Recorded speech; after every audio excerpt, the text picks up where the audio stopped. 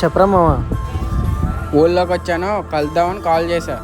అవునా, సరే వస్తున్నా ఉండు.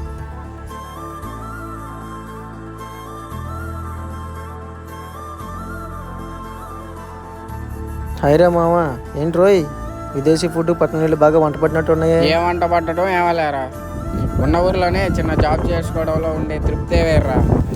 ఏంట్రా అక్కడంతా ఓకేగా? ఏదో అలా గడిచిపోతుందిరా.